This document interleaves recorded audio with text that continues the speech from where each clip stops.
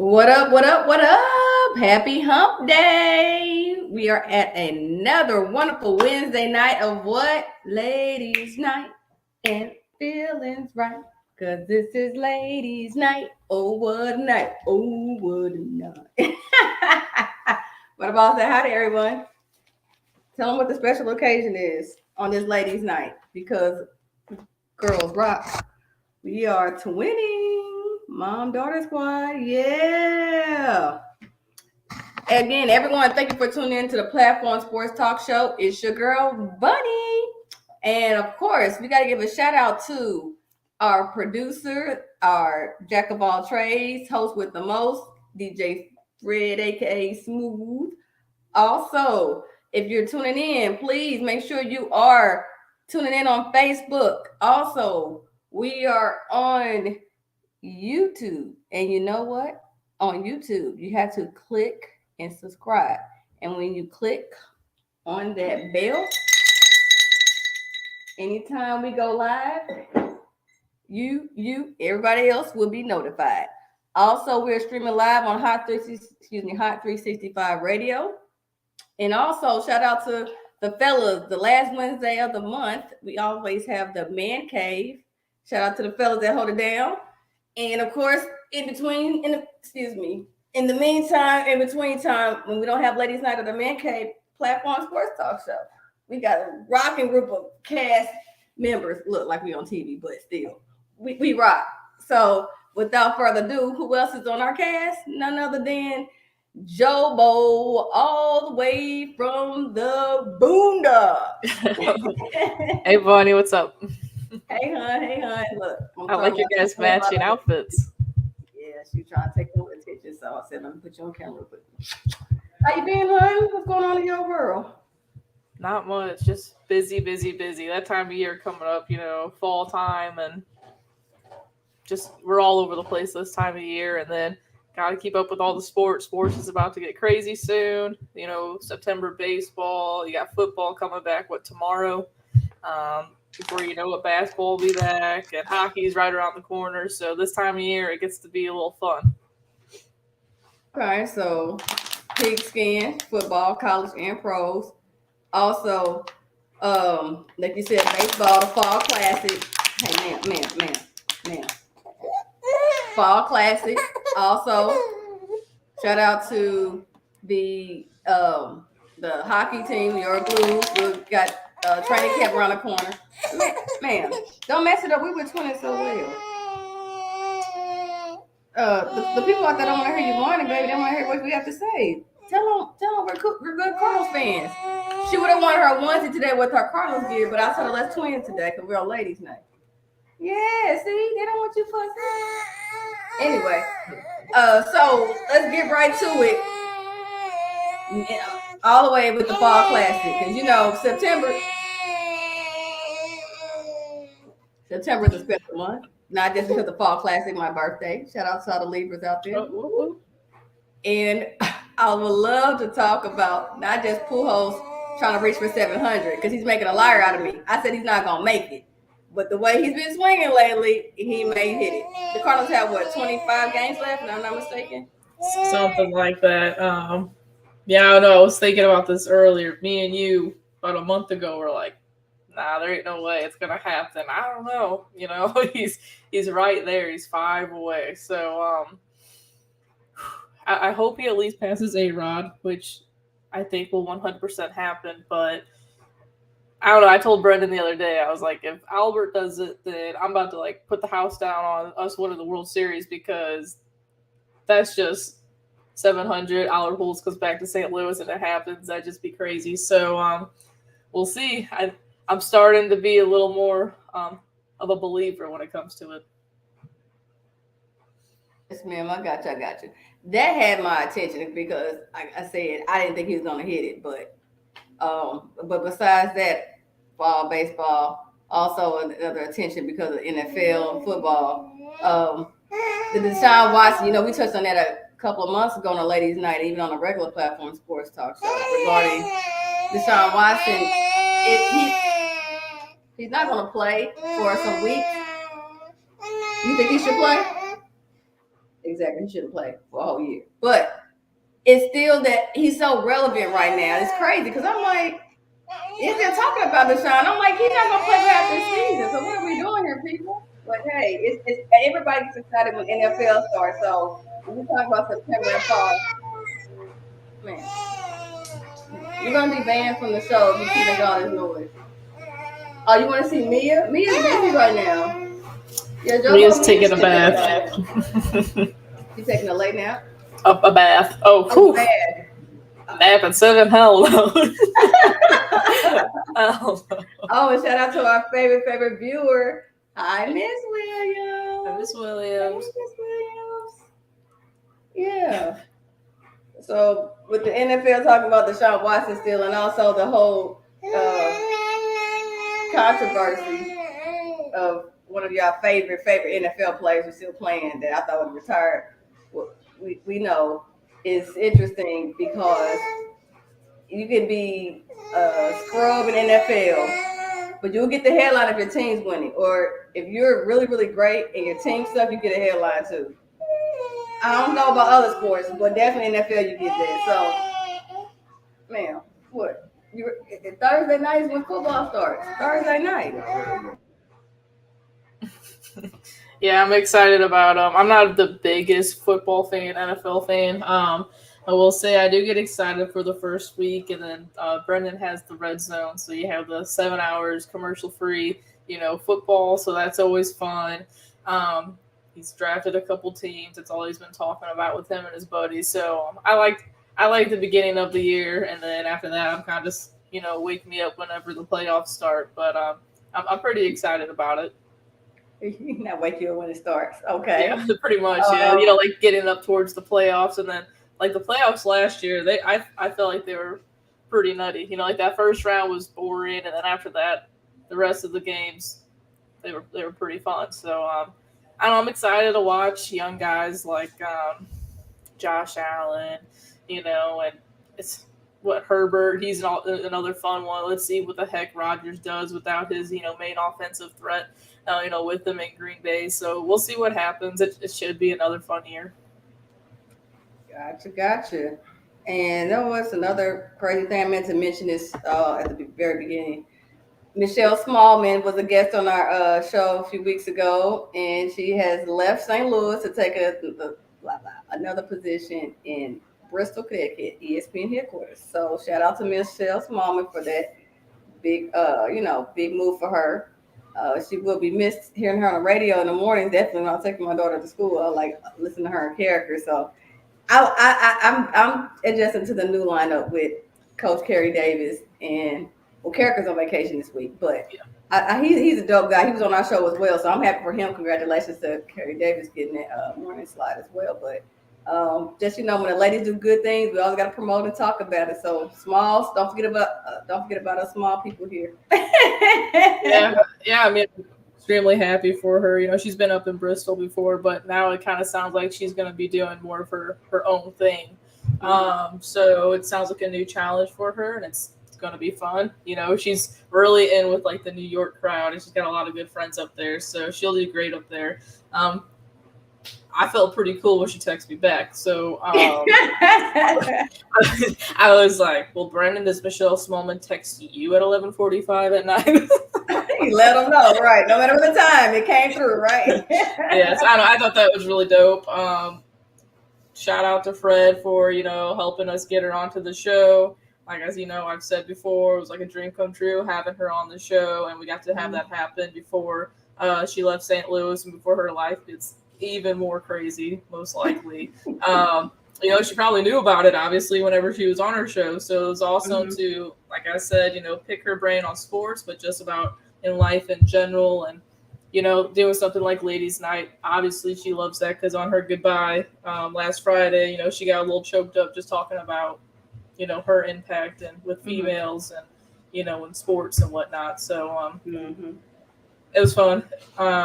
Sad to listen to all that. Brendan even got a little choked up, but I don't know. We're going to miss her here in St. Louis, but she'll still be doing her things. They're going to be doing Soccer 101 to help with the soccer team that's about to, get things rolling here shortly. And do her small talk. And Randy was saying they're gonna try to get her on the show once a week. We'll see if that happens, but I don't know. Just good luck to Michelle Smallman. Oh, okay. So, are you thinking like they'll have her tune in weekly, like virtually, like or calling in or something like that, maybe? Yeah, I don't know if he was joking around about it or not, but I mean, I'm sure she'll call in here and there. But so that would be awesome to hear. But yeah, I'm excited to listen to Kerry Davis though. He's definitely going to bring new insight, into the crew. And what's their? It's called the Opening Drive. I like their name now, so that's cool. Mm-hmm.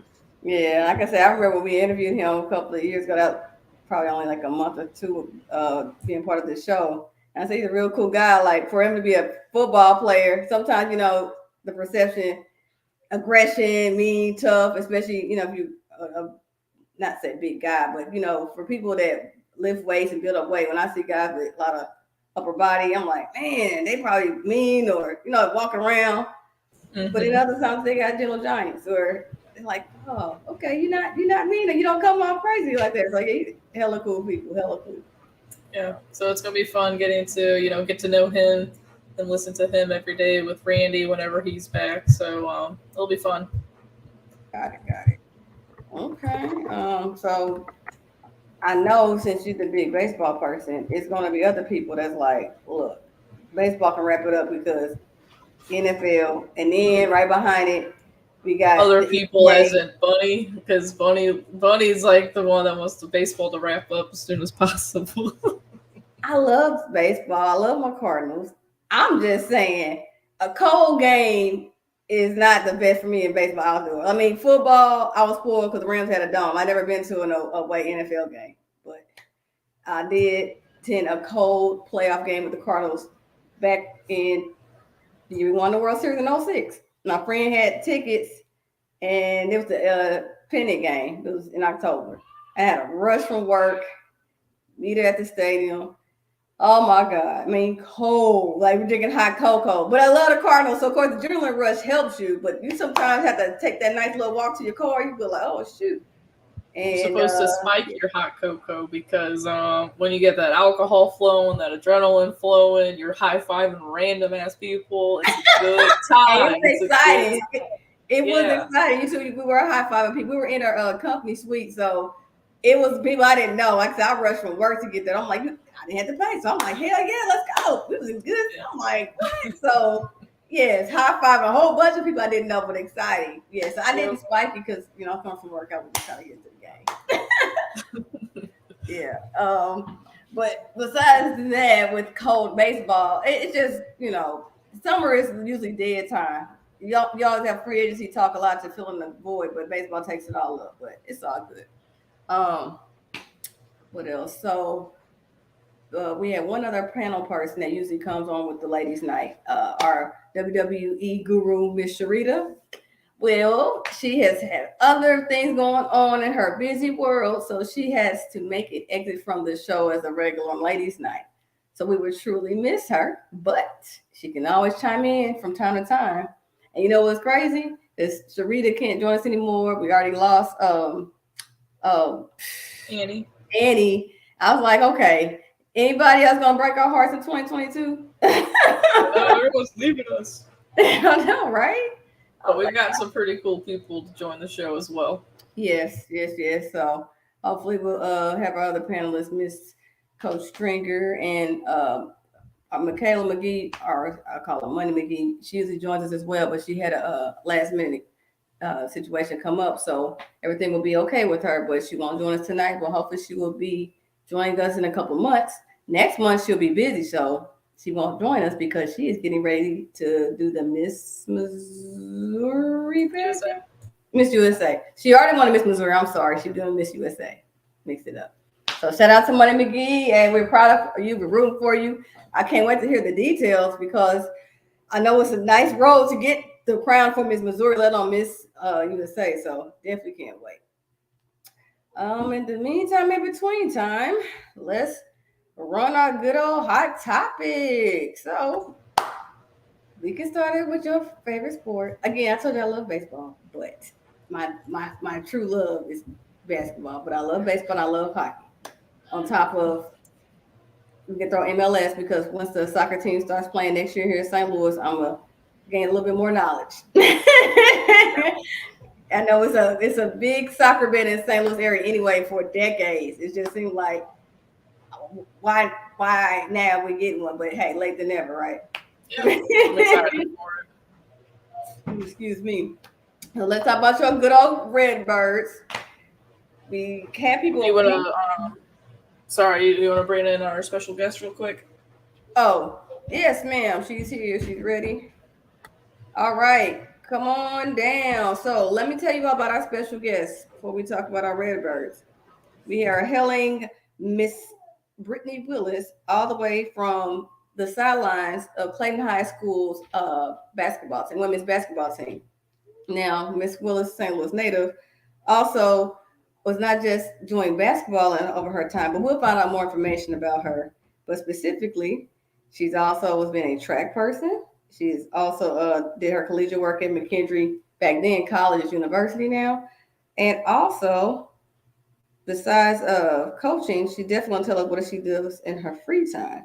So let me not spoil what we're going to talk about with Miss Coach Willis. So without further ado, let's bring her to the stage. Come on down, Coach Willis. Hello, hello, hello. Hey, thank you for having me. I'm so excited. I'm so excited to just, share all my background with just sports and just, my life. Thank you for joining us. I appreciate you taking the time because, I've been talking about, okay, we're wrapping up baseball, but basketball's around the corner. So I know your schedule is busy. So we really, really appreciate you taking the time out for us. Oh, thank you. Yeah, you're not kidding about just things coming back in the swing of things. I'm also a teacher. So I tell people all the time, give me to about the end of September and I will kind of be in my rhythm working long days. So okay. Yeah. So teaching and coaching, let me ask you this then. So to reach you, do we have to send smoke signals? Do we have to send it through a bird and drop it at the school to get a message? I make this joke. I tell my basketball players all the time, like, I feel like I get more email than I do text messages. So, like, if you send me an email, that's like the best way to contact me. Really? Yeah. Over text? I'm opposite. I mean, I'm not as busy as you either, so. But during the school year and just, coaching, like, I mean, I'm heavily like on my email. I mean, I couldn't even tell you how many emails I get a day. So hi Viv. So I can't even tell you how many emails I get a day. But yeah, I really think email is probably the best way to contact me. I know it's weird because I do have my phone, but I spend a lot of time. Yeah. I mean, it's crazy, but email. Text messages, phone calls from time to time. It's cool. I know, like, when I get home, I try to put the phone and like my computer away because I could be on my computer doing something. I'm always motivated to do something or figure out something new for whether it's in my classroom or just basketball side of things. So I try to do my best to shut it down. I've gotten better, but I still have my moments. So yeah. That turn on button kind of changes sometimes. Like, oh, I'm turned off. I'm all electronic out, and then other times like one more email, one more text. Okay, I'm gonna put it down. Just one more. Yeah. Oh yeah. Especially I taught during COVID, so like where I'm sitting right now was my office. Like and I teach PE and health. So can you imagine teaching PE virtually? I mean, I'm standing in front of my computer screen doing silly stuff. But I had a question. Because I've talked to someone else I think that's done PE gym class virtually. Like, was that the most awkward thing in the world? Like, were you sitting there looking at a camera like this doing jumping jacks or something? I was gonna ask that. Yeah. It was very awkward. It was very awkward. I will also say at times, hi Uncle Mike. I will also say, when the kids when they came on, they were muted. So if I'm asking a question, hi Lamont, that's my nephew. So when I will ask a question, kids will have to unmute, and sometimes you'll hear people in the background. it was just very hard to connect with kids, and then, sometimes, some kids will have their screens on, some will not. It was just very hard to connect. And I'm very personable, so I like that in-person connection. I was really big on that. But yeah, definitely had to be creative.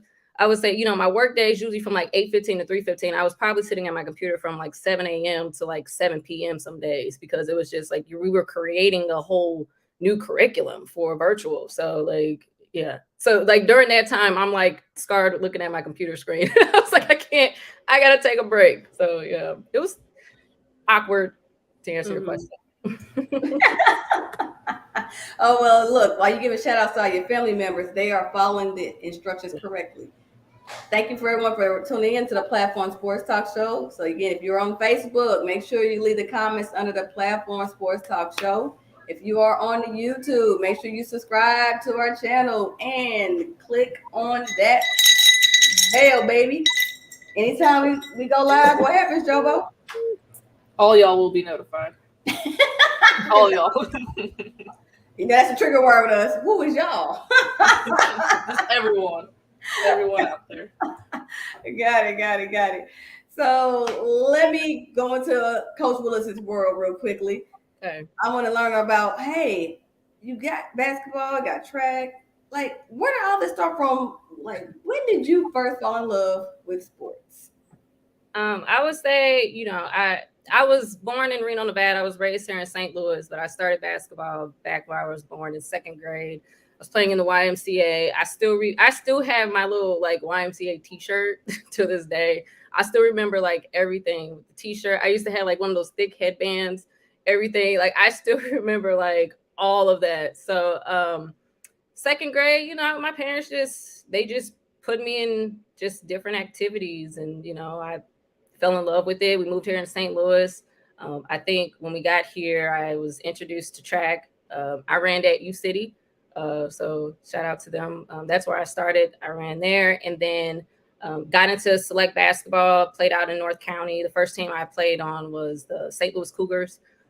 So that's kind of like how it all started, and just being a kid, just playing the sport, having fun with it. And then I would say about 8th grade, that's kind of when I was like, I think this is something that I want to do at the next level. At that time, yes, college was a thing, but in 8th grade for me, it was like, I want to play varsity my freshman year. That was a goal of mine. I've also been on like amazing programs. At the time, it was called the St. Louis Majestics. Coach, one of my favorite experiences was actually with Coach Larry Sutton. One of my favorite, I still remember all my favorite memories with him. I played with St. Louis Rockets, played for Tim Stock, Lance Harris, Coach Macklin. So like I had a nice foundation coming up, and just I had amazing coaches, and I just ended up falling in love with the sport. And I did play varsity basketball all 4 years, so I accomplished that goal. And then just things kind of took off from there. And then also like, shout out to my basketball trainer. I actually talked to him about this. Corey Frazier was my basketball trainer in 8th grade. And he was kind of like he was really the big turning point for me. He really taught me a lot just about the game, and then also just, building that knowledge. So basketball was always my first love. And then track, that was my second sport. I just love to compete. I enjoyed running. I know people probably think that's crazy, but I was a 400 runner. I was a long jumper. I stopped long jumping after I tore my ACL my sophomore year in high school. And that kind of changed my decision just to focus on basketball and get ready for the next level, which was playing at McKendree University. Okay, cool. That injury that you had from track, that didn't affect the basketball side of it, because for years. Yeah. So I tore my ACL my sophomore year in high school. I still remember it to this day. I tell my kids about it. This past season at Clayton, I had 3 girls that tore their ACL. Mm-hmm. So yeah, like it was bad. But yeah, I tore it my sophomore year. The week before districts, like I said, I still remember to this day, 25 seconds left in the 4th quarter, and I came down and I had all my summer plans ready to go. I was playing on this new team. I can't remember what it was called, but I was on a team with a lot of my friends at the time. And once I tore my ACL, like that summer was just rehab, just getting back, getting back in shape. Those last 2 months getting back in shape was awful. I was so out of shape. I was ready to go in the fall. However, my dad put the smack down, was like, nope, we're going to save until, first day of tryout. So, I mean, at that time, that's when I really like sat down and just built my knowledge. Hey, Chris, I just built my knowledge during that time when I tore my ACL. And after that, I sat down with my parents and just told them that, hey, I want to focus on basketball. So I stopped running track after my first year in high school. And when you say you're parents like you doing one more than the other? Say again? Did your parents like you doing one more than the other, or enjoy watching you do one more than the other? No, my parents just enjoyed just watching me doing, basketball because I loved it so much. I mean, my mom loved watching me playing basketball. Like track was cool, but my mom, she doesn't like the heat. So I would run too hot. But, my parents were very supportive in, both of my sports. My dad was a track guy, but, he was so supportive of just me, doing basketball. Like I loved it. You were out of shape. Was that like the Zion Williamson out of shape where you had a lot of extra weight and you had to get that together in 2 months, or you were just because that running joke with Zion Williamson that went viral on the internet so fast and still talked about now. So you weren't that bad, were you? No, I mean, first of all, like I've always been small. Like I'm petite. I've always been small. At that time, to me, I feel like I was out of shape. I remember I came back and I'm conditioning with a bunch of soccer players. And like, I got out there, I was like, okay, here I go. Like, I'm feeling good. And as the workout went, like I thought I was gonna pass out. Like I was like crawling on the track at that point. It was very hard, but I was just so determined to get back on the court.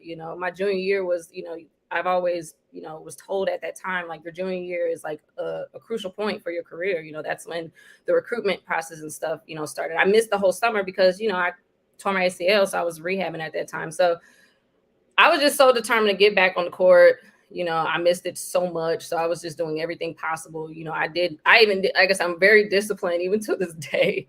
It's crazy. Like at 15, I was so disciplined. I did my exercises at home because I wanted to hurry up and get back on the court. So, no, I mean, it was just part of the process. I mean, I was told that I was going to be out of shape. So, wow. You almost sound like the high school version of a Love and Basketball movie. Oh my God. When I got to college, people would call me Monica all the time. And look, my name is Brittany. Okay. I'm Monica, but like I would get that. I got that a couple times in college. Really? Like I said, I can be a little sassy at times. So, if you got a wrong name, I'm going to correct you. But like, I would get that all the time, mess with my friends. But like, no, I'm not Monica, I'm Brittany. But, I got it. That's good. Well, for you to sound like really mature from high school, especially you said when you had a rehab a couple of times, also that you working out at home. I mean, we're talking about from a few years back. Stuff has changed a little bit. Conditioning, like we have everything at our fingertips with the technology and internet, and you do it at home. YouTube, you can look at how to work out. But I commend you. That's awesome that you're doing that back then. So with your players now, how do you instill for them to have a dedicated work ethic, like how you had to rehab and just still be good? Because even your junior year, you like you said, recruiting, you have to be on your A game at all times. So how do you motivate your players right now? So right now, hi Jill. Right now, as always, I continue to share my stories, and then, like you said, it's different, and that's something also that I recognize being in once I got into coaching, just seeing like the generation so different. But I try to tell them like, look, y'all, at 14, 15, 16, 17, I was just very different. I wanted to be good. I wanted to be good. Like my players will hear me always say, if I'm doing something, I'm going to make it worthwhile. Like it's a purpose behind everything that I do. And I just set goals for myself. I set those goals. I made, my short-term, long-term, like what it was that I wanted. And, I got to the point where people didn't have to tell me that I needed to work hard to get something. Like I already knew that. So I just try to tell my players every day, like, if you want something, you got to go get it. It's not going to come to you.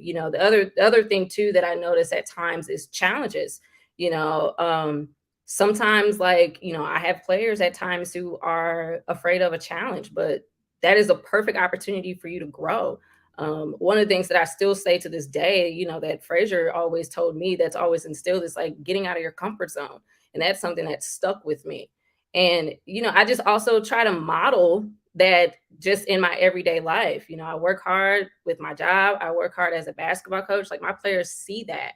And it's not so much of telling them, but also like being able to model that. So that is definitely something that I strive for, just modeling them like, hey, this is how you work hard if you want something.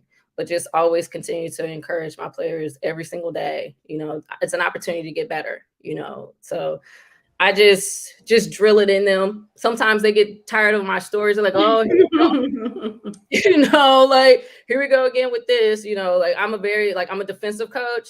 So I always talk to them about, like, when we do our shell drill and we're working on, like, you know, our help side, our ball side. I told them, like, in college, my freshman year, like, I could not get ball side. And I swear, like, my coach had me do it for like 45 minutes. So like, my players like, oh, here we go again. But, you know, like, you know, just sharing those stories. And those are things that they're always going to remember. And I just, you know, I see it, you know, through my players every year. And I just, you know, like I said, just continue to model it for them. That's awesome. Awesome. So junior year, you bounced back. Varsity, you made varsity senior. You're talking about you got to be in the A game because we're getting recruited. Yeah. And Jobo, were you getting recruited as well with softball as well? Like, I don't know if y'all can mirror recruiting stories, softball player to you. Well, junior year, you would notice more college coaches or scouts or whatever you want to call them. Junior year was a little nerve-wracking, honestly, because, you know, as a catcher, they're just right there, right behind home plate. But yeah, I remember seeing like Mizzou's coach there in a couple games. Okay, and so would you, Coach, for the same thing when you saw the recruiters out there? You nervous? You know, for me at the time, for what I can remember, just going through that process, like, it wasn't, you know, my dad was just honest with me, you know, and as well as like my coaches around me, you know, just where my skill level was. And then the other thing I would hear too, that I was short, you know, I'm 5'4", so like, you know, playing at, you know, at a high level was not in the picture, but I wasn't discouraged about that. You know, I just told like all my supporters, no matter what, I want to play college basketball. I want to go get an education. And that was something that my parents were also really big on, especially my mom. She was really on me about my schoolwork, you know? So like, again, like, I was also a, you know, I was a book nerd. I'm proud of it. Like, I love school. Like, even to this day, like, I just love school. So, you know, just using my opportunity to play college basketball and getting an education, you know, one of the best things that I've ever given my parents was me earning a scholarship to play college basketball, where my parents didn't have to, you know, pay for me to go to school. And I had the opportunity to do two things that I enjoy, which was, you know, playing college basketball and going to school. So during my process, it was just, you know, whichever school that showed interest, we just looked into it. I had, you know, various different, you know, schools. Like, I remember like SEMO was recruiting me, then Mineral Area jumped in the picture. Drake was there. Kentucky State University, that was actually one of my, like, they were in my top three. McKendree, William Woods, and Westminster. So, you know, like like I said, SEMO was like the only like small major D1, and then, you know, NAIA. And then, you know, McKendree, when I was getting recruited, I was also informed that they will be going into the transition process. So, you know, during my experience alone, just taking in, you know, who was showing interest. And of course, like, you know, growing up, like, Tennessee was like everything to me. You know, I grew up watching like the Tennessee and UConn game. Yep. But, you know, my dad was like, hey, Brittany, you know, and I wasn't upset. I wasn't discouraged. Like I said, the end goal for me was to play college basketball, no matter what. Like, I just wanted to play college basketball. I wanted to go somewhere, and I knew I was going to play right away. So that's just kind of where it came about. And then, you know, I played my last summer of basketball, and then, you know, decisions started to, you know, come about. And what's funny about the McKendree story, I got to share you about that too. My college coach, she didn't want a point guard. So I played point guard in my entire life. It was like the only position that I played.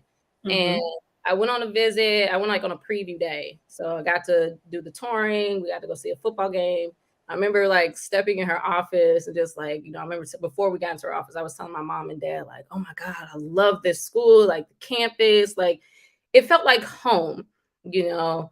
Not saying the other schools that were recruiting me, like, you know, they were like amazing coaches, but it was just like that home, that, you know, I had to have that home feeling. And, you know, I wanted to be somewhere for the next 4 years. You know, I wasn't into like the whole transferring thing. And like, I just wanted to be somewhere. And I walked in my coach's office and I was like, hey, my name's Brittany Willis. Like, you know, I'm a senior, play point guard, Parkway South. Next thing, you know, I'm really interested in the school. And I just remember her, like, she was like, I was a little intimidated by her, but she was just like, I'm not really looking for a point guard, but we'll come check you out anyway. And I'm just like, oh, okay. And we in my class real quickly, but okay. Really? Like, this is like, what? So like, I was just like, oh my God. I was like, Coach, thank you for your honesty. Okay. You know? I was like, I love this school. I mean, McKendree is 45 minutes away. I mean, I was still far enough to have my independence, but the cool thing, I'm like, oh my God, my family can come watch me play basketball. And, you know, of course, time is going. And at the time, like I said, my parents would just make sure, like, the one thing was just me being a kid and having fun. So, like, I wasn't really, like, stressed out. Like, I knew I was going to end up somewhere, just based on the schools that had interest in me. And I remember we were playing Kirkwood and SEMO mineral area. And I didn't know the McKendree coach was there. I was coming back from like halftime and my dad like having a pastime. Oh, the McKendree coach is here. And I was like, what? Like, I was like, oh my God.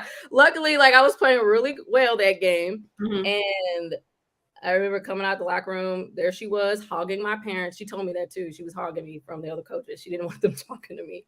Oh, and wow. She goes, out of all of the recruitments that, you know, she went and saw, I was one of the better ones. And she was like, I'm writing you a scholarship. And I was like, yes. So that's how I ended up at McKendree. And, you know, it's kind of a cool story, you know, kind of how it happened. Going through the process, probably at 17, I was just like, all right, well, you know, the other options here, you know, yeah, and I'm so happy with my choice. Like if I had to do the process again, I would choose McKendree all over again. You know, my coach was super supportive. Throwback kick. Throwback. Yeah, there I am. Number 10. I know this may be a crazy question, but when it comes to recruiters, and Joe Bo, you may be able to answer this too. Do they want to be seen in the stands, whether baseball, football, basketball? Do they want to be seen? Like, how do y'all know when there's certain recruiters there from school that they don't have the paraphernalia on, or y'all seen them online or in person, so you memorize their face? Like, how do you know they're in the crowd, you know? I mean, for me at the time, I didn't know. And plus, like, when I step on the court, I'm like here. Like, I can't hear anyone. I can hear my coaches. I can hear my teammates. From time to time, I can hear my mom, my dad. And then, you know, my 2 nephews at the time, you know, I could hear them, you know, after they were born. I could hear them when they came to games. But, like, I was just so zoned in. And my high school coach, he didn't even I never remember him I don't remember him, like, coming back and say, hey, such and such is here. And he probably did that because he didn't want me to be nervous or feel like I have to do too much, you know. I feel like they informed the coaches, you know, like, you know, my last season, we had a coach that came from, I think Missouri Baptist, but he came to, or maybe it was 2 years ago, but he came, we were playing another school, a girl that he was recruiting at the time. And they were just like, oh, such and such is here. And I was like, okay, like, let's go about our business. So, I mean, it can be noticeable, I feel like, but as a coach, like, I wouldn't want to tell my player, like, oh, such and such is here. Like, just, you know, like, I mean, they're just like everybody else in the crowd watching basketball, but, you know, they're just recruiting players. So you can, can you notice them, but I didn't really pay them much attention at the time. But when you were going through your recruiting process, did you notice when the scouts were in the stands or behind home plate, as you said, or they were incognito?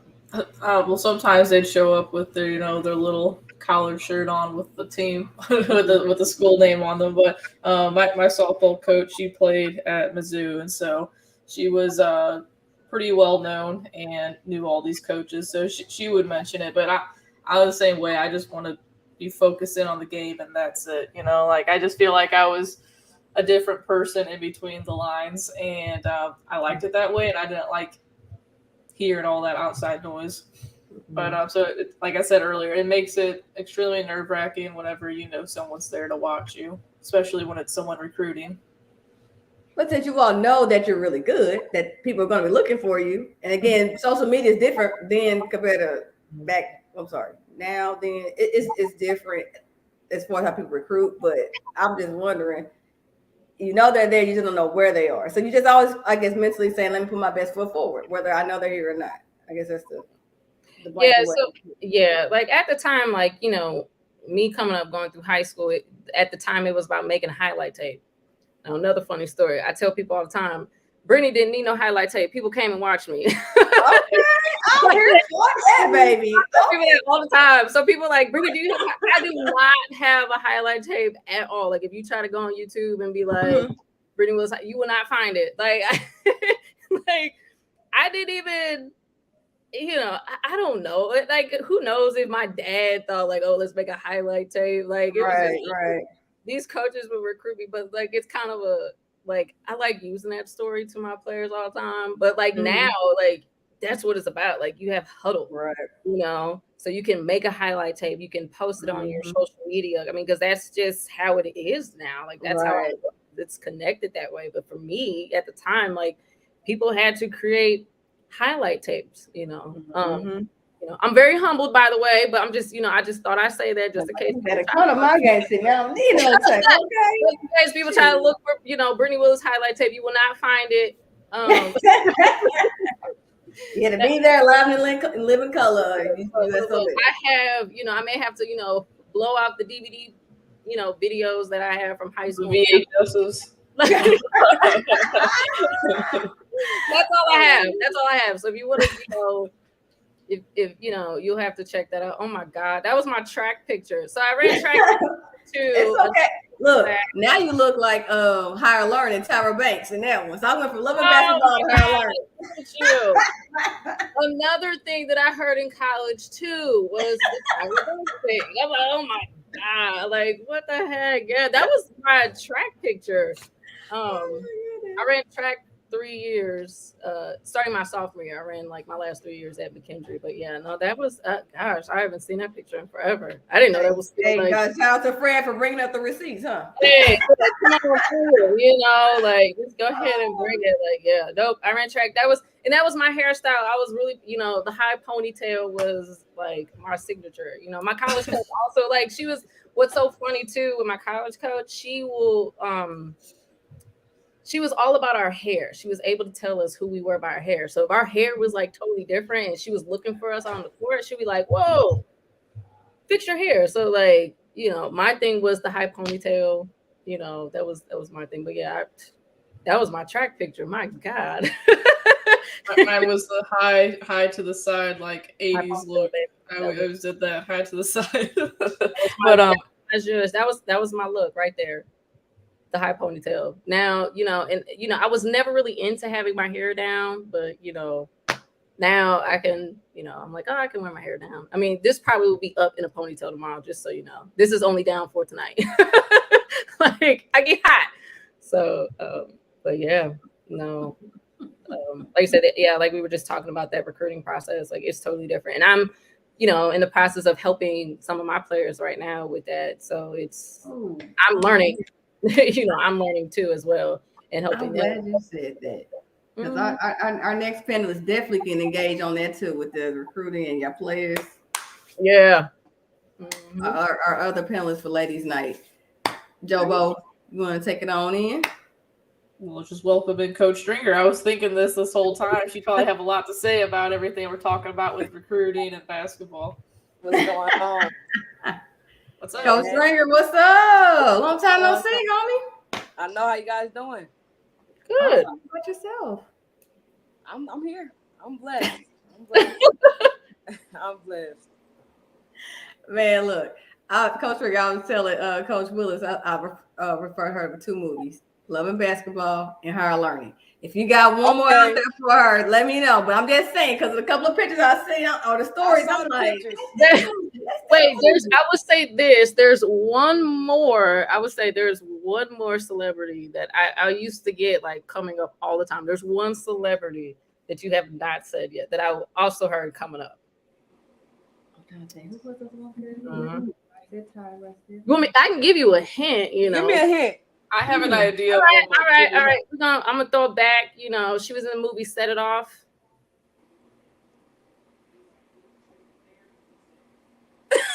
I'm like, wait, what? I know it's Harry, because I'm like, It wasn't you're Jada. not Latifah, you're not Kimberly Elise, you're not Jada. Oh, Vivica. Vivica Fox. Yeah. Oh, okay.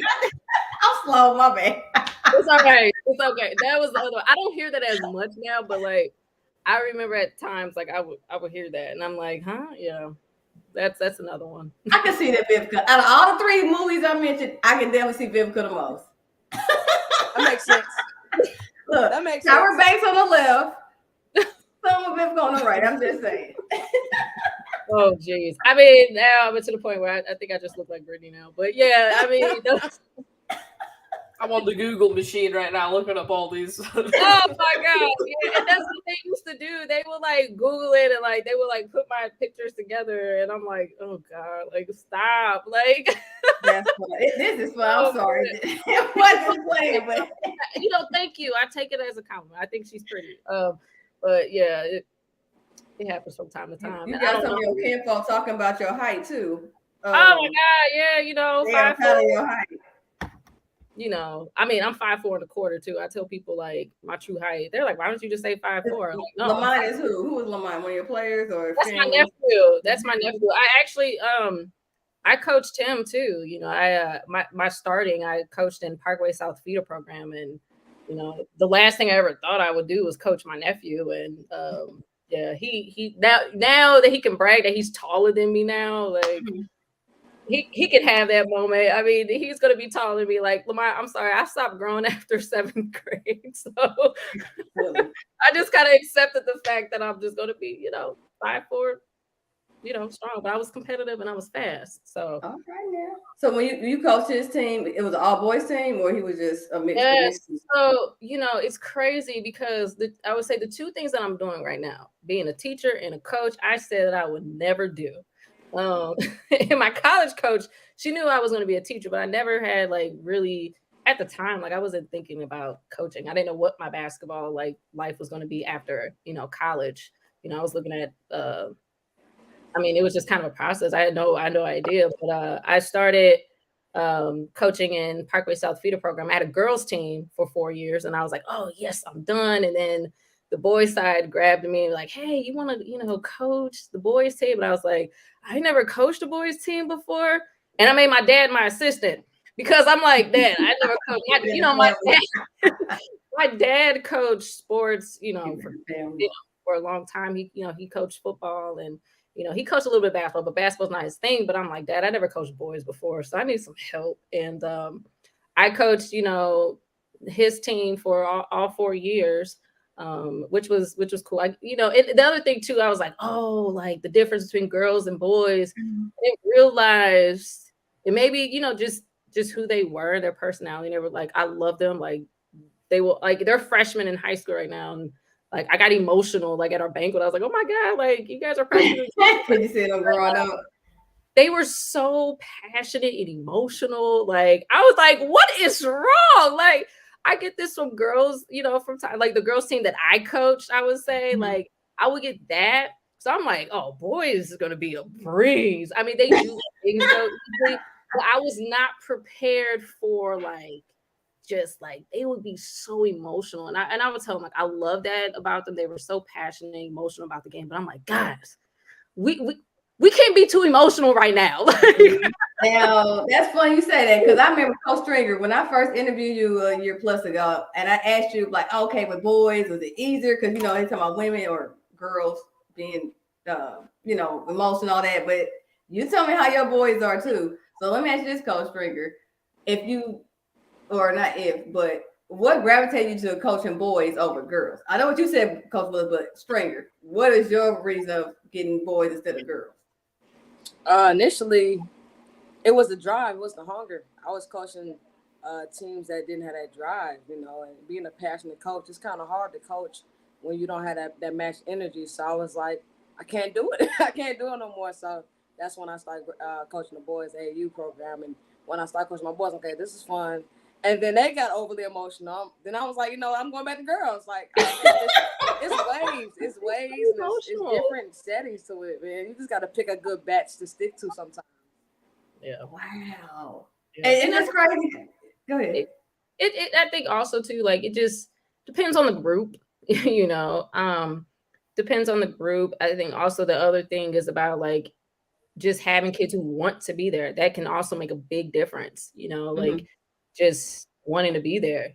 I would say just about every team that I've experienced and that I coached, like they wanted to get better, and I made that a point. I tell them like all the time, like, look, don't waste your time. Don't waste your parents' time. Don't waste my time. Like, if this is something that you want to do, like, we're going to do it, like that was my expectation, going into like every practice and game and stuff like that. But yeah, I mean, it just depends on the group. Like, did I ever had envisioned coaching a boys team? No, but I had a great experience. I had a good group of boys and, they worked extremely hard, and I just when I thought I was done, because I was like, all right, Parkway South, I'm retired. I'm not doing this anymore. They invited me to come on their team camp this past summer. So I went to KU and with them, and that was like, I think, as far as I know, is my last hoorah with them. But the Parkway South, the community has been so great to me. So like, it's kind of hard to let me know. So yeah. Okay, cool. Well, let me ask you this, because you're the Parkway community, but you're at Clayton now. So I guess building relationship from one city to another. Again, Coach Trigger, same with you, because even though you're not from St. Louis, you had a good relationship with these high school coaches as well. Do y'all have a certain area, certain school district that seems like players have more passion, or is it equal across the playing field, or just the people? That's a good question. Yeah, it is. I mean, for me, like I said, I'm a Parkway kid, so like even, going through the process of becoming a teacher, like my dream was to, being Parkway. I still have connections with Parkway. I coach track at Parkway North. Like I'm all over the place, believe it or not. Everybody gets a little piece of me, I guess. I've been everywhere. But for me, it's just about, because just where I coach in Parkway and then coaching at Clayton, for me it's just bringing out the best out of my players. Like if you show up, like showing up tells me, okay, that's the first step of you wanting to be here, and then it's my job to just push them and challenge them to be the best that they can be. Getting a job here at Clayton, I never envisioned doing being the coach here at Clayton High School, but I was just so grateful. And at the time when I got the job, I was teaching at the rival school. So I was at Ladue. Girl, my goodness. I know. I'm like all over. I was at Ladue for 5 years, and one school, another logo in the afternoon, and another logo on a car. I chase my opportunities. If I want something, I'm gonna go get it. Okay. Okay. Amen. Like I said, I was, the JV coach at Ursuline, and then, then I was just like, oh, I think I can be a head coach. I think I can do this. And, I interviewed for some jobs, and, Clayton happened to be one. And I was like, all right, cool. Like, I'm ready to take on this task. They told me like, what they wanted. And I was like, all right, bet. And then, I had to tell my job like, hey, I'm coaching at Clayton. They're like, what? Like, so like, got another archive for you right here. Yeah. Let's take that also. Oh my God, yes, my babies. So that was this past season. We had a round robin, and we won that. We're changing that next year. We're turning our round robin into a rotating 8. My AD and my assistant AD, Steve Hudson and Tashawn Young, was like, yo, you want to do a rotating 8? Because the boys program, they did a rotating 8. I'm like, heck yes, let's do it. Just really building and changing that culture over there at Clayton. Like I said, I've enjoyed it, very supportive community, great group of kids. I've enjoyed it. I have like no complaints. Give me a little background. Rotating 8. What's that? So we did a round robin these last 2 years since I've been the head coach, and this year going on year 3, we're doing a rotating 8. So we'll have 8 teams that are coming down in our rotating 8. So Stay tuned in January. And you said the boys are already doing it, so now it's just the girls. Boys, yeah, the boys are doing it, and then just these last 2 years, just kind of understanding like where my schedule was, and like this year, I was really able to sit down with my AD Steve and our activities director Tashawn Young, and really just make a schedule for my vision. Like one of the things I wanted to do was I want to play against my high school basketball coach. He's still the coach, so I'm like, put him on schedule. I was really able to kind of just change our schedule a little bit. We're a competitive team. Like I want to get out there and compete, so made some changes to the schedule, and the rotating 8 was just, it was a great idea. Why not? Let's do it. It's great for my kids. It's great for St. Louis basketball here in the area for the girls playing, in a tournament. So I was all in. Cool, man. Give me that schedule when you get it. I'll give it. I'll let you know. Like I said, I'm right there. We're almost done with the schedule. So yeah, once it's out, I got you. Have y'all crossed paths before? Have some of your players gone to Clayton, Coach Stringer, or Brittany has some of your players coached or trained under Coach Stringer? Have y'all? I had Lauren Young last fall for the Sweet Hoops. Mm-hmm. She goes there. I think she's a sophomore. She's a sophomore. Yeah. She's cold. She helped us win. We won the championship at the fall league, so she was a great addition on my roster. She has good energy, huh? Yeah, very much. Oh my God! Let me tell you, she injured her shoulder last during the season last year, and I would tell her mom and dad, like, when is she coming back? Because she would I'd be like, Lord, stop. Like next thing you know, I see a shooting shirt spinning around, and I'm like, Lauren, like, she was like, she's such like, she's so engaging. There are times like, Coach, such and such need a switch. She don't need to be guarding her. Switch it, Coach. Like that's what she was. And I'm like, and I was telling her mom, I'm like, Tashawn, she needs to get off my bench. Like, what is she? Oh my God. Like she has energy like no other.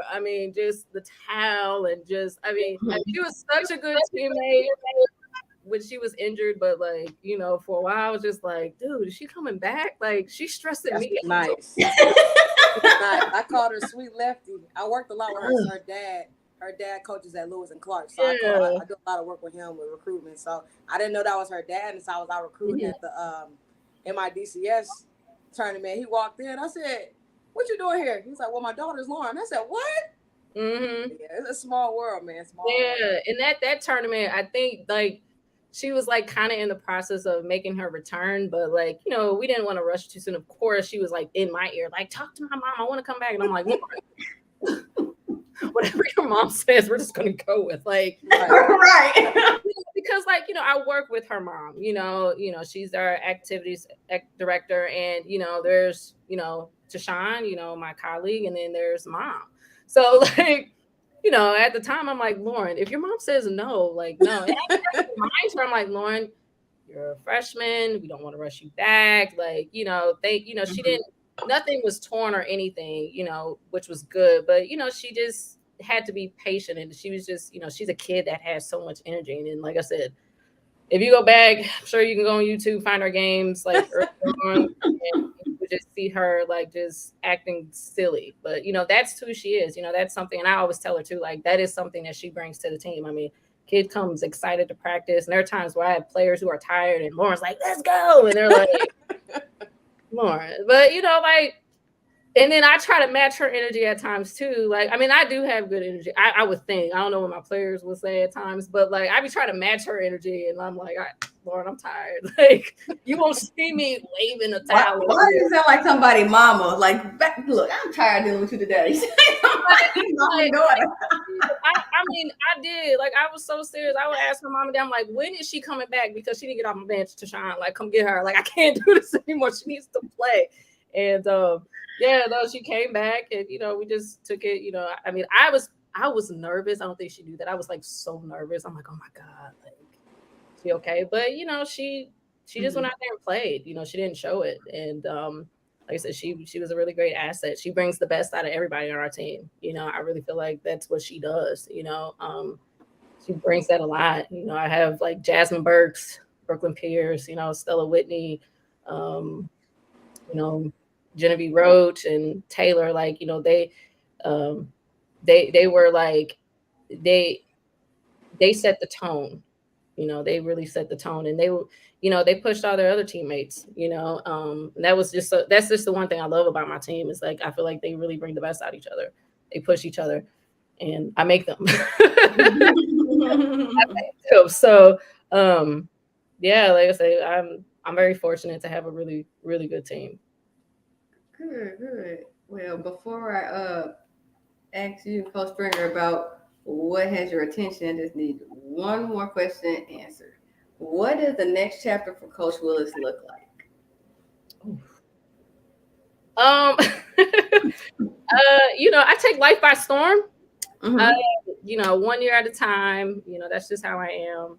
Right now, like I said, I'm no longer working in the Ladue School District, and big shout outs to them. They gave me my first teaching opportunity. I'm in Clayton now, school district of Clayton. I got a new teaching job there, teaching elementary PE.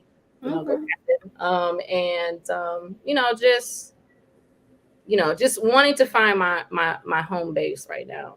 That's just kind of like what my focus on. I really want to be able to grow in the two positions that I'm in right now as an educator. I mean, that's always my number one job. I'm a teacher first. And then, coaching, I'm, right now at, Clayton girls basketball program, I really want to turn that program into something great where players can grow on and off the court, something where they can always remember, like having a great high school experience. So, that's my focus right now. Right now I'll be, Clayton Greyhound, because that's what I'm saying. I'm happy where I'm at. I'm in a good position where I can grow, as an educator and at Clayton. So the next chapter for me is just continue on, this journey and find my success. That is awesome. We can put that was dope. I'm like, that is awesome. You went to Parkway South? I went to Parkway South. I was a Lady Patriot. I played with probably some names you may be familiar with. I played with Ariana Walker, Ebony Davis. Those were like one of the two. Like both of them went to college and played basketball. Okay, I'm familiar with Ebony Davis. Yeah, I played with her. And then we were competitive. We were good. We had like girls who played soccer, softball. I moved into the district when I was in 8th grade. So I got to play with the feeder program in 8th grade. So I played with some girls, and I played all 4 years. So yeah, I went to Parkway South. We were competitive. We won districts, I want to say my last 3 years. Oh wow. Yeah. And we played in the visitation tournament. The 1 year, I think my junior year, we got third. That's a big tournament. It was it was big. I think my junior year we were ranked pretty high in that tournament. When I say this, people will know what I'm talking about. We played Incarnate Word. We lost by 4 points. That's close. Let me tell you something. No Incarnate Word, no joke either, girl. I have that DVD.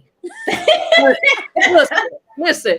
If there's one game that I would not go back and watch, it's that one. Because I'm like, oh my God, we lost 4 points. And I was just like, we were right there. I mean, my junior year in high school, we went 25-3, I think it was. I mean, it was a great year. I mean, that's kind of when like our egos were like really high. That's probably the time where I wasn't as humbled, I guess.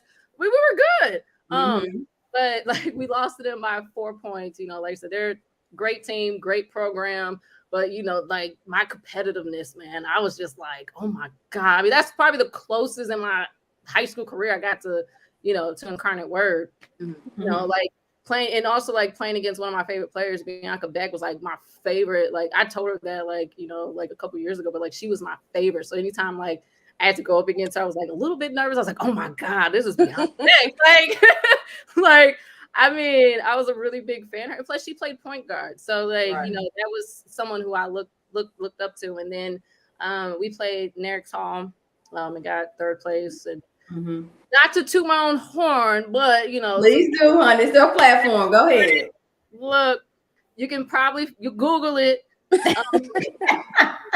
We were I can't remember like what we ended up winning, but I think Nerix Hall like scored or something like that. It was like seconds. And like I just remember my coaches yelling like go, go, go. And like I think Ebony Davis had the ball. Like remind you, Ebony Davis is like 6'1", 6'2". Yeah. Like, she was tall. She had the ball. Not our point guard Ariana Walker. I'm running down and my coach Williams like, go, go, go. And I'm like, pass it. And like I turned around shooting. We made it and we won. And like I was like a Hollywood movie. God, like it was crazy. Like I was on the high rise, you know, I wasn't really into like in high school, like I didn't really care about being interviewed, and like my coach was like, hey Brittany, want to talk to you? I'm like, what? And I'm still like, oh my God, like we won, like I made the winning shot, and like I'm like, what are we talking about? Like he's like asking me what happened in that moment. I was like, I just remember seeing my coach just screaming and I'm yelling for the ball, like, you know, I didn't know what I was doing. Right. But yeah, we got third place. You know, we played it in all 4 years. I enjoyed it. You know, I my senior year I got second team all tournament team. I was a little bitter about it. I'm not gonna lie. Like, you know, it's that plaque is still hanging up in my my parents' basement, and like I'll look at it and I'm like, oh. I'm like, oh my God. But you know, like I've always thought just thought I could be better.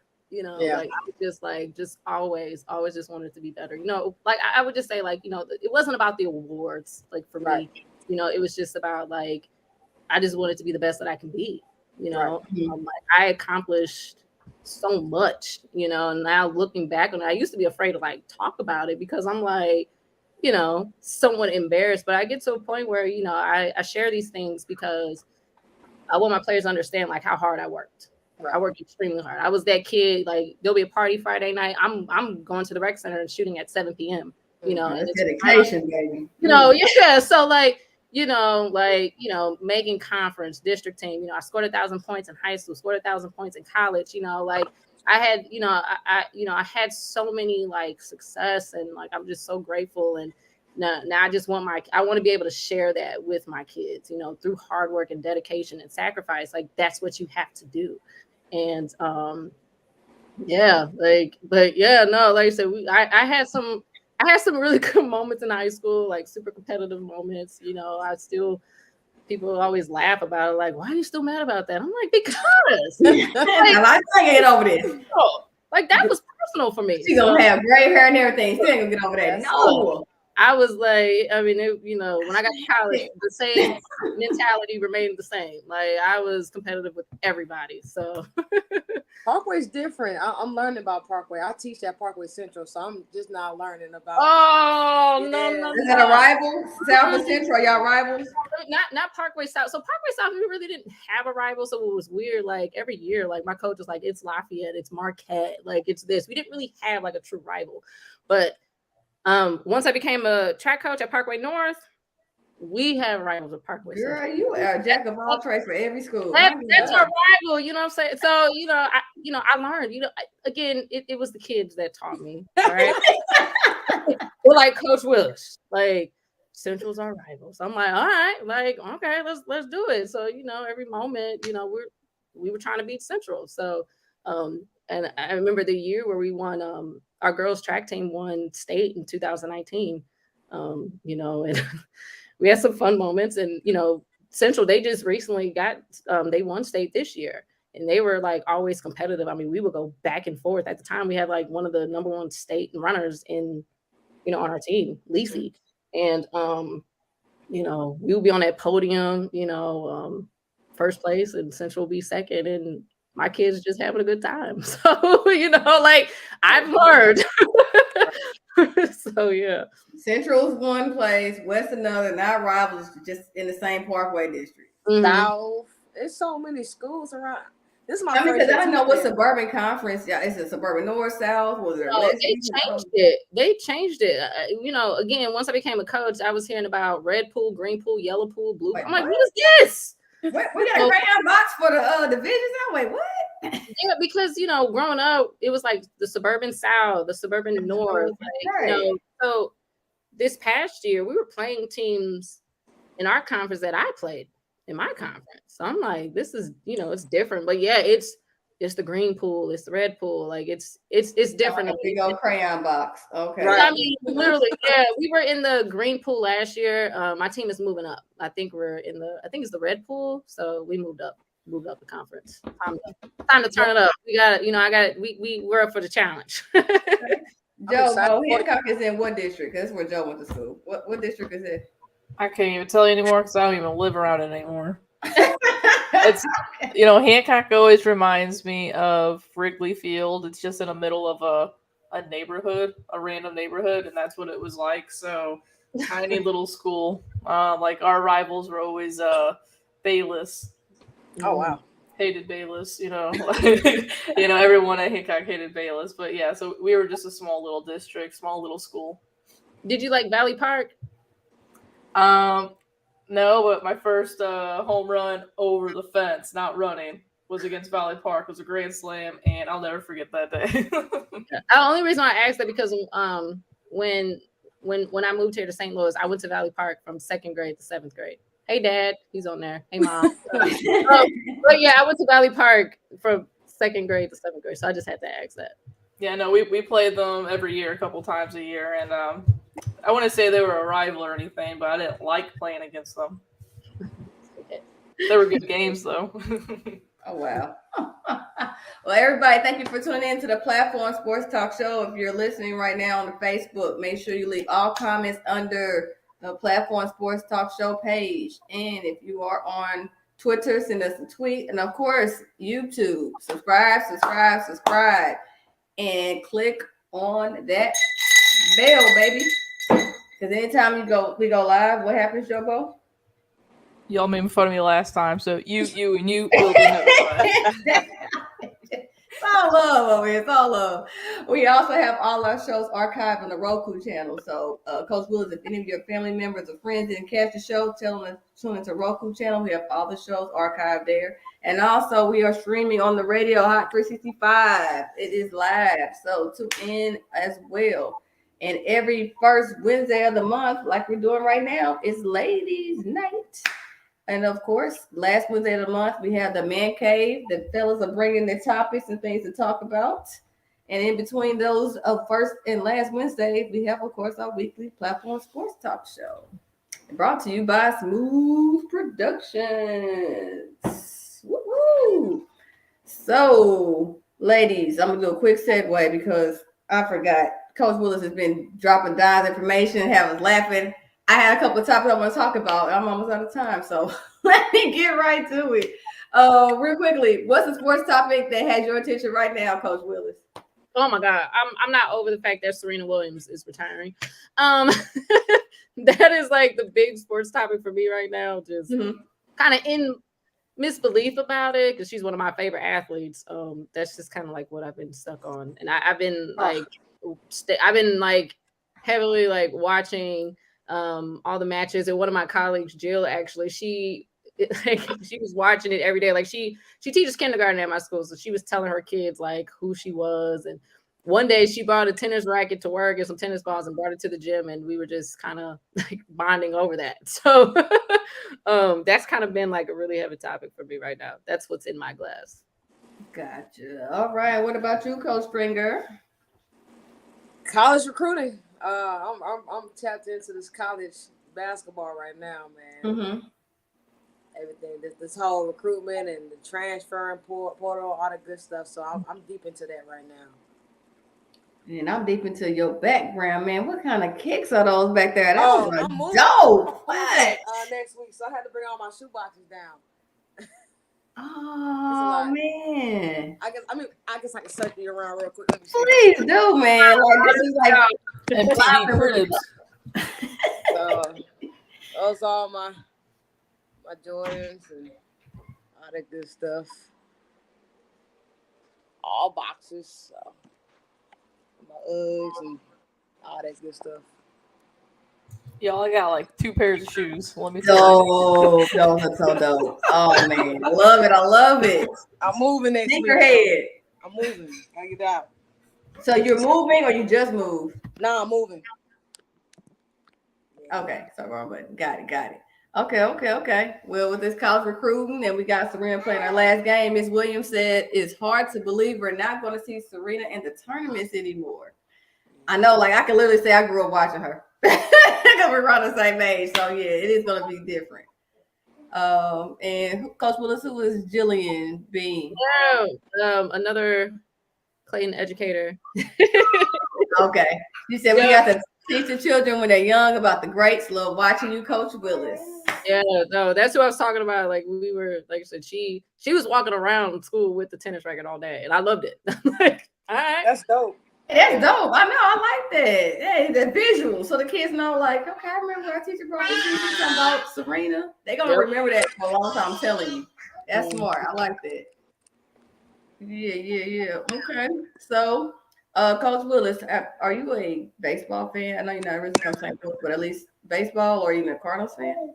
Go Cardinals. I mean, from St. Louis. So how am I not a Cardinals fan? You can be like Joe Bowen split it because she Cardinals and a Houston Astros fan. She kind of, Astros. Cardinals all the way. I do have a family friend.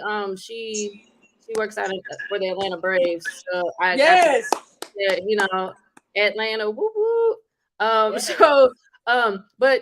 Louis Cardinals all the way. I've been to 2 games this year, and I'm like, oh my God, Albert Pujols is coming back. And 2 games I went to, he didn't play. So I really need to get to a game here before he retired. Hey Pat. Oh, okay. So Joe Bo, since we're talking about Cardinals, what's going on with our Cardinals? You think they're going to do a good long playoff run, or it's going to be short? Or what's going on with Gorman and our outfield?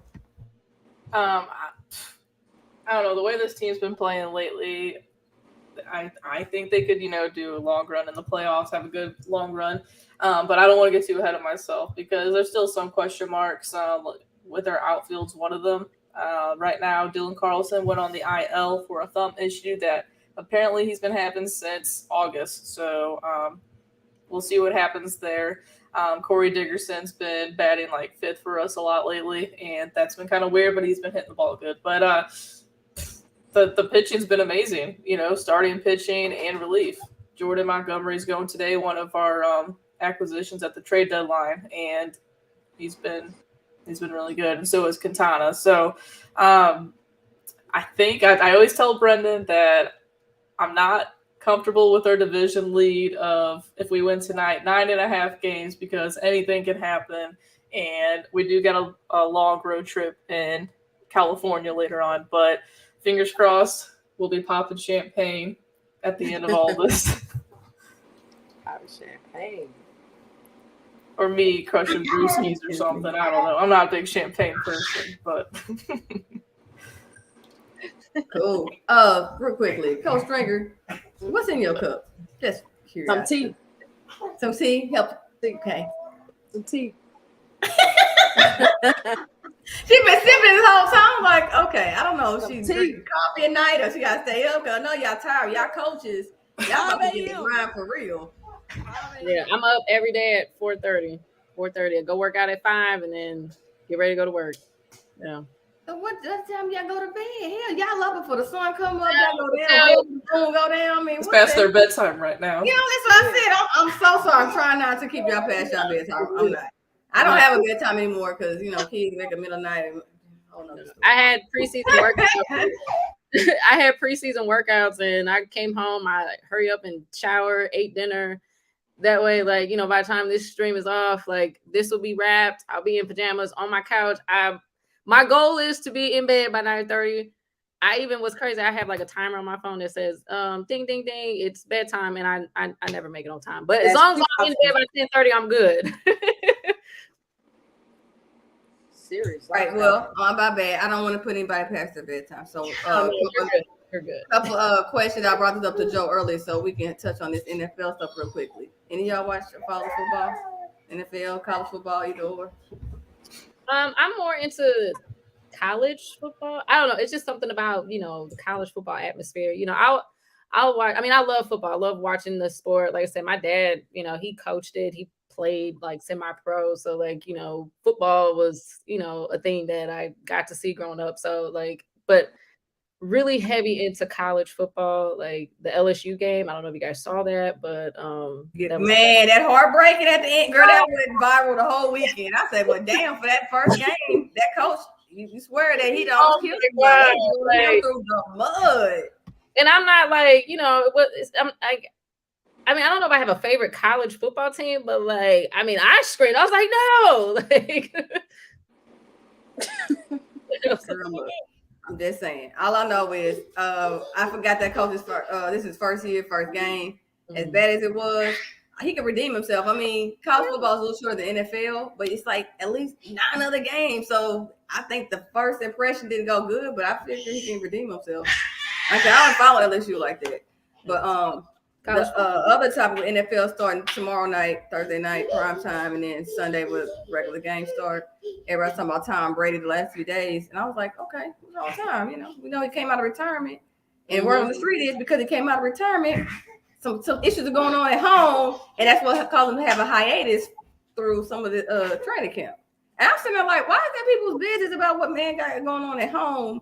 Right. But apparently it affected him, I guess, not being there, but he's Tom Brady. So how much practice he need before the season starts? He's been doing this longer than half the people been alive, let alone he can do it with his eyes closed. But apparently issues at home, they making an issue where him not being in camp. And I don't know how, I guess it is Tom Brady that got the main storyline. But I just want to know y'all thoughts on, do people should care about what's going on at home? Is that why he's missing, or just care about the season starting with all the other 30 plus quarterbacks and not just him? I'm excited to see what he's gonna do. He did that whole I'm retiring thing. I want to see him pop out and do something special. I'm a big fan of Russell Wilson. So Tom Brady on my backpack right now, but I'm excited to see what he's gonna do. Okay. Yeah, I'm with you. I'm excited to watch. As we all say, me and my brother say, TB12. TB12 time. It sucks that the personal stuff, if that's what it is that's going on, is right now more of the spotlight in his story, but hopefully all that's good to go. And I want to see him go out on top like he has been for most of his career. I know being from St. Louis, and whenever we did have a team, we didn't really like him with the Patriots, this and that, but the older I got, I've grown to respect the guy, the player that he is. If you watch the documentary, he's a good human being and he's a great competitor. So I'm excited to see him go out this year. Yeah. No, I totally agree. Tom Brady, he's great. You always hear he's the GOAT. I mean, what he does is something. I mean, what he brings to the sport in general is something that kids can learn off of. And the personal stuff, like at the end of the day, like we're all human. We go through our problems, but that I guarantee you, I mean, it's Tom Brady. He's not going to allow that to affect his game on the field. So, like, I've always expect things. When in doubt, like I said, I'm going with Tom Brady. Flat ball on. Right. Our friend from Miss Williams said, if anybody can miss spring training, it's Tom Brady. Okay. Right. I saw that comment. That's right. I'm with you. He can miss. Right. Okay. And spin off to another season about to start soon, an NBA game, but we got the WNBA playoffs going on right now. So what are y'all thoughts? I know y'all following that, and give me your thoughts on who you think is going to take it all. Oh my God. That's tough. Coach Stringer, Coach Willis, it's not gonna be hard. Joe Bo, you can just do a random pick. It's okay. I want Aja to get it all. Man. She's been having an amazing season, man. It's always entertaining to watch the WNBA because they're so underestimated. So when they have these great games, and like Sue Bird had an amazing career, for her to lead that legend, it's definitely fulfilling to watch. Watching NBA is cool because it's the dunks and that kind of excitement. Watching fundamental basketball, passing, cutting, and plays, and that last minute, who's making that winning shot. It's just exciting to watch, man. I'm always intrigued to watch them kind of games, and whoever wins, I'm just a fan of watching good basketball, and that's what it's been lately. Just good basketball, great basketball. Yes, I totally agree. I don't know. I'm kind of biased. I don't know because I have my favorites, but I saw you put a picture up of Sue Bird, so I saw like some highlights of her and her last shot and everything. I mean, she's another one that I grew up watching during my time, and definitely was someone that I looked up to. So. It was kind of sad to see it end, but I mean, like I said, Las Vegas, those Aces are so good. And then I'm also a Candace Parker fan. Me too, baby. Go Chicago Sky. Like Coach Sugar said, I'm all about just watching some good basketball. Like, it's just fun to watch. So, hey, Jordan. So, yeah, no, it's fun to watch. I don't know. It's a tough. Speaking of the Aces, Asia Wilson won MVP last night, right? She plays with the Aces, correct? Yeah. She got a defensive player too, so she's having a remarkable year, man. They did the whole thing for her university. Then she's coming out this big year. I think people that have those kind of seasons deserve to win it all, man. Like she's just been putting it all on the court, and I can't do nothing but respect that. I mean, they all come out. Chelsea Gray came out busting 30+ points. It's just been great basketball. I personally love great basketball, man. You can't really put a pin on who's doing what. It's just as a whole, the WA, I feel like they need some more respect, man. Like this kind of game, you cannot just let that go past you. It's just so great. Yeah. Hey, all I say at the end of the day, because I told you earlier, Joe, but basketball is my favorite sport. Entertain me. Okay? Yeah. Do your job, entertain me, put the passion, put the emotion behind it. Hey, fall out on the floor if you got to say the ball to go out of bounds and fall into the stands. Entertain me, but do it great to the best of your ability. Show up and show out. Excuse me. How about that, y'all? And one more thing regarding the WNBA. It is weird, though, because Brittany Griner's not playing. Yeah. All season, I was like, okay, once the season started, I thought it'd been more momentum to get her back here because she's an all-star, you know what I'm saying? Yeah. And she's still not back. Okay, I know they said the U.S. working behind the scenes, but I just still think it's weird. We ain't talking about Brittany Griner at all this season, what stuff she's doing on the court because she's really good. It's just weird. Not weird, but it's just effed up. It's just be real.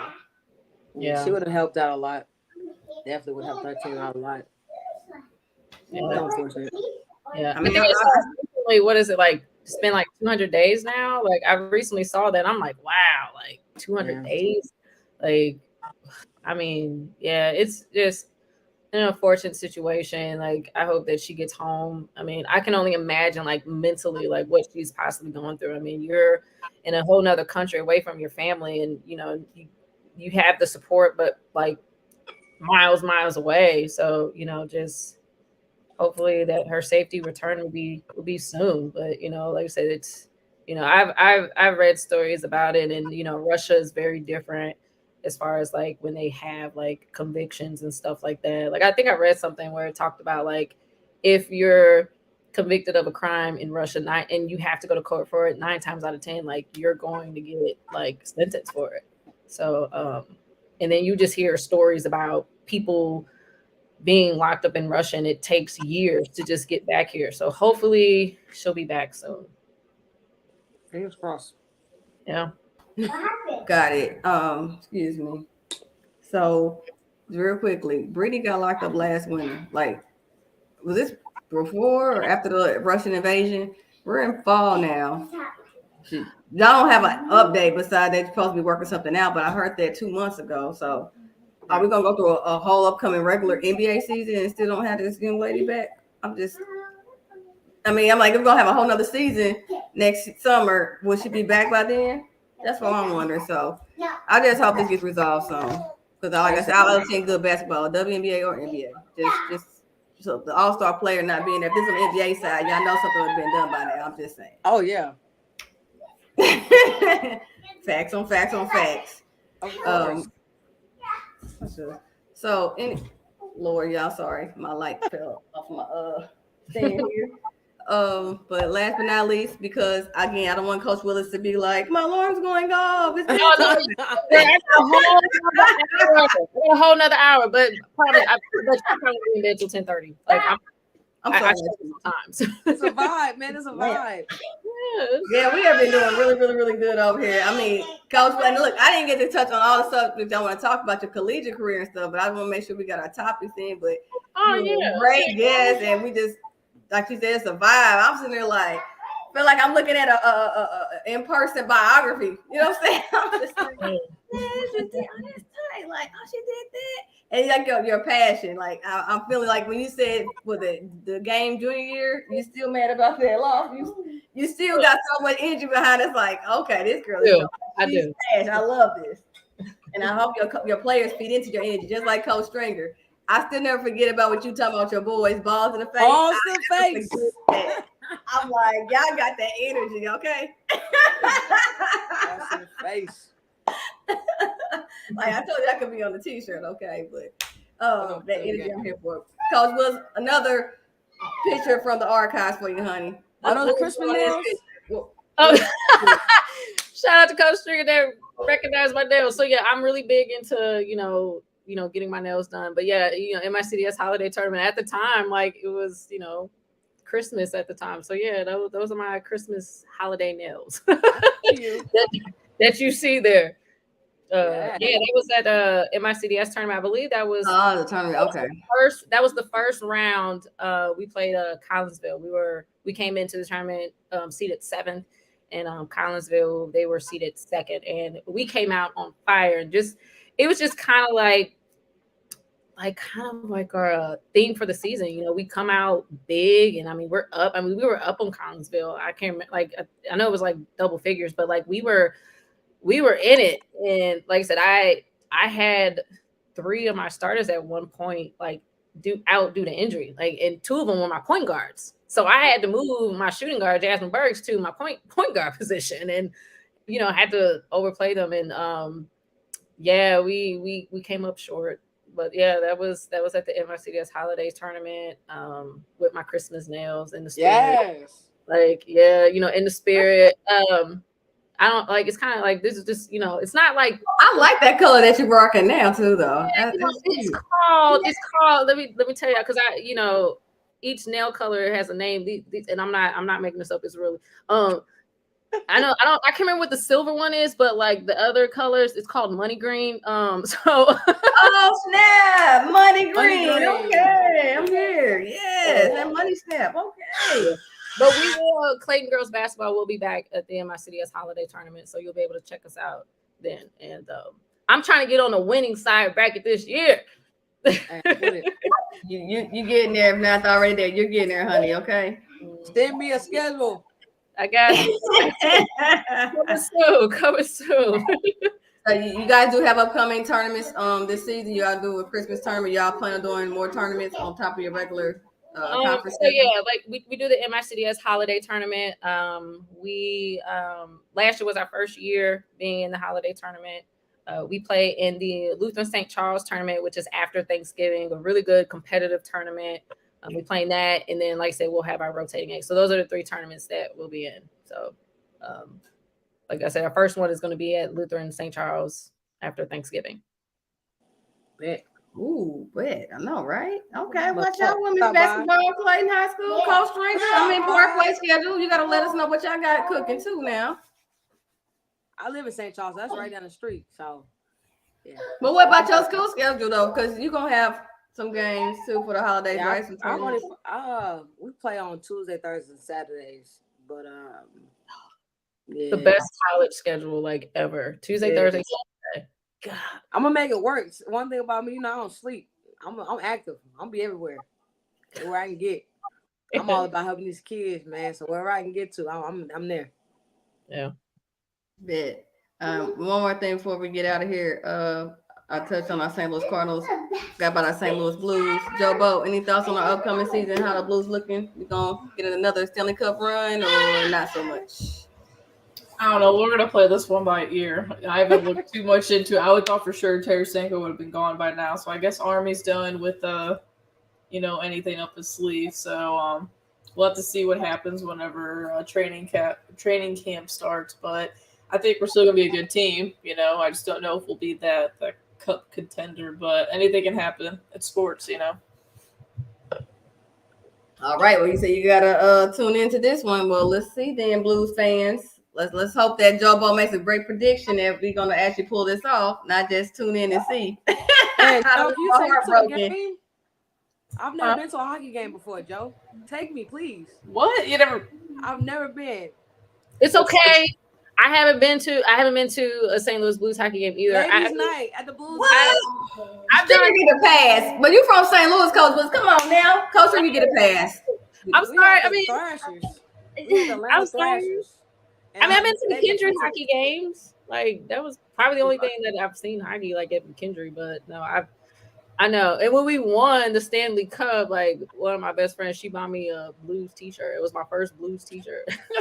First Blues apparel. You had to get you on board somehow. Yeah. I mean, my great grandfather, who here, St. Louis, like he went to a Blues game before I did. Like we gotta go, Brittany. We gotta go. I gotta go. Y'all have to go. At least do one. And Coach Strick, I said she get a pass because coming from Atlanta, they didn't have a hockey team for all 2 years. So that the teams out there they gave free tickets. When I was in elementary school, they gave free Thrashers tickets, and we never went. We never went to a hockey game. But I'll be hearing all about the Blues out here. I'm like, I gotta go to a game at least once to scratch off my list. Yeah, you got to go to at least one. Back in the day when the Thrashers were still a thing, those games probably weren't that great to attend, not going to lie. But, nowadays the shows they put on, not just the team itself, but, just everything around, the music, the videos, and, Bluey there. It's really fun. We got to get our daughter up there at some point because, they could be a little more expensive than Cardinal games, but it's definitely worth it. It's a lot of fun. Just wear a hoodie underneath your jersey or whatever because it gets a little nippy in there. I'm all for it. I'm excited. I want to go for real. Yeah, it's a good time. It really is. Yeah, especially when we're winning too. The atmosphere, you like it though. I can say at least even though it's not high scoring, it's still fast action pace like basketball, which is what I love. So, and then the excitement in the Pride Center, I think y'all feed off as long as they're winning. Y'all enjoy yourselves. Let me know. I'm there. I enjoyed our interview with our special guest, Coach Brittany Willis. Of course, my panelists, Coach Stringer, Jobo, and enjoyed you all. We rock. Any last thing to say before we sign off so nobody misses their bedtime? No, it's not my bedtime yet. Like I'm up. Like I said, this is great. Unlike me, I have to do a little wind down before I get to those. I keep get you some tea. Yeah. I keep seeing like some questions like on the bottom, like one of the questions that we just got on here was who are your inspirations? Like, who did you model your coaching and your actual just whatever you were playing game against? Like, how did you model yourself with another former athlete, former coach that you had? It's funny. I sometimes feel like I catch myself saying things my high school and college coach would say. I mean, those were probably like, two important people, like Thomas Williams, that was my high school coach, Melissa Ringhausen, my college coach, and just they always had good energy, just how they approached every game, how they prepared, our team for every game. And I feel like that's kind of like where I model from as far as that goes. And then, my basketball trainer, he also like instilled some great qualities in me. So I have a mixture. Those would be my top three, Corey Frazier, Thomas Williams, and Melissa Ringhausen. Those three for sure. I have a little bit mixture of, everything. I get my hand gestures from, like, it's so funny. Like I remember Frazier would do this, get out your comfort zone. And like, as a kid, like some things I'm like, oh my God. But like, I remember this, when he said this, it was like, your comfort zone. But like, that's just kind of like, where I get my style from, because, that worked for me. Now, I mean, I do put my own spin on it because like, it's me, I have my own identity, but just taking those values, into my new style. So, yeah. Corey Frazier's that guy, man. Oh yeah. Shout out to Coach Frazier. He's a guest on the show a while back as well. So shout out to him. That's how I found out about the show. Like I saw him like, doing this, and I was like, oh, and I watched it. I started following the page, and that's how I found out about it. Like now that I'm a coach, like I said, I do have a personal Twitter, but like it's more for like news feed for me. I don't tweet, but now that I'm a coach and like I have a program, like now I'm like heavily into Twitter. So like, I tweet stuff, like repost, like I haven't done this yet, but I am gonna be looking for a Clayton student to do all my social media stuff because like I told you guys, I'm not really into like all this technology from time to time. I just can't do it. Don't ask Boney because Boney doesn't even know what a Twitter is. Oh God, no. I'm not on there yet. One day, but not yet. But hey, I still in the loop. I ask you all, or I look at other stuff to get my sports story. So I'm still in the loop. I just don't get to see it instantly per se, unless you send it to me. Then I think the other question was like, who should we? What game or something? What was the other question that's on there?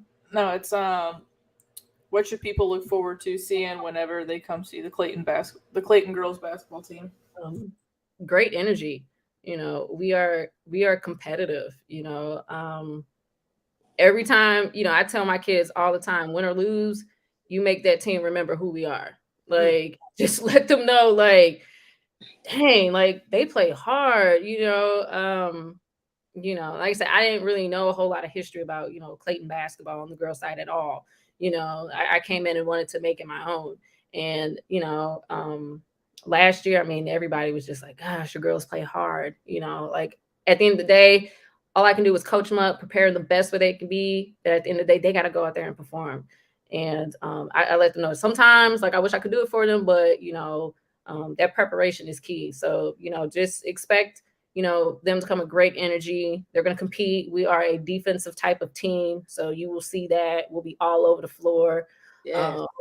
We just, like I said, this year, with the personnel that we have, we're going to be playing an up-tempo style game. So, every year, it's changed. I coached to my personnel. Last year we were really good at the half court team because just what our personnel was. This year, it's going to be different, but high energy and just, we get after it. We compete. People waving T-shirts on the bench, trying to hype everyone up. Right. What was my biggest? Yeah, Lauren. What was my biggest? What was that last question? I can't. Who has been the biggest moment? What has been the biggest moment in your coaching career so far? My biggest moment in my coaching career. Wow. Good question. I guess for me, I would say winning the Coach of the Year award. But that doesn't come without my players. Second year getting Coach of the Year, and I don't be thinking about certain things. There's certain awards and attributes, I guess, that there's out there, but I don't really think about that. But getting that was definitely an honor. I was super grateful for it, and I wouldn't have gotten that award, if it wasn't for my players. One of their goals was to win conference, and like they did exactly that. And and I also told them, I said, make sure at the end of the game they're gonna remember who we are. So like we gotta make a statement. We come in, we play, and we leave. So no. Mm-hmm. Cool. Ladies, it's been again so much fun. I appreciate everyone's time. Again, for all this background noise, I'm just saying what's going on. My 9-month-old started not walking but standing up on her own. So all this noise you keep hearing, that she's excited, she's happy because she's standing up, she's pulling up. She's not walking, but she's almost there. So yes, this wasn't planned. So sorry for all that background, but it's all good. It's all good. No. Lord have mercy. I gave her some camera time at the beginning and she ran away with it. Now I'm going to keep making all this noise in the background. That's cool. But Coach Willis, you got any shout outs? Anyone you want to give highlights to? Kudos to? Shout out to you guys. Shout out to the podcast. Thank you for having me. This was fun. This was great. Like, I'll mess around and do it again. Call me again. I'll come back. Big shout outs to all my supporters, especially my mom and dad. Without them, there's no me. I have my 2 nephews, Lamont Jordan, my niece, Riley, my sister Ebony. That is like my main family core, and they've been behind me all the way. All of my Clayton family, my girls basketball program, also the people behind the scenes. I wouldn't be in this position without those 2 special people, Steve Hudson and Tashawn Young. Just all my supporters. Oh yeah, shout out to all my Parkway North family too. I can't forget about them as well. If I miss, nothing personal, I love y'all. Y'all know where y'all can find me. I'll be on the basketball court, of course. come October.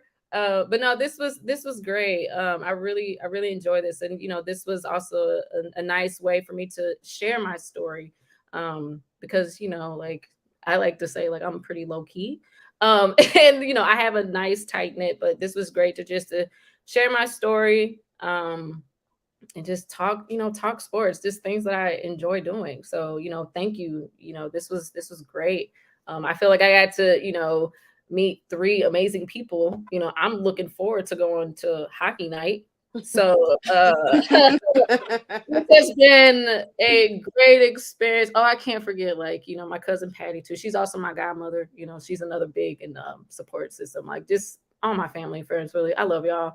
Thank you, ladies' night. This has been amazing. I really appreciate it. Fun. Yes. And nothing in the cup either. So y'all really have fun. And make sure we just keep us updated how the basketball season is going at Clayton. Also, Coach Trigger, keep us updated how things are going at Parkway Central. Oh yeah, I'm teaching now. I'm coaching at Mobap. I'm at Mobap. Oh, coach at Mobap, teaching that.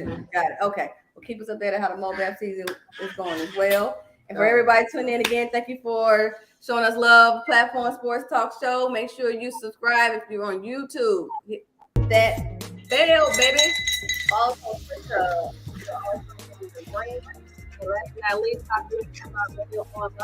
I want to give a shout out to our hostess with the most, DJ Fred, and also Roku channel.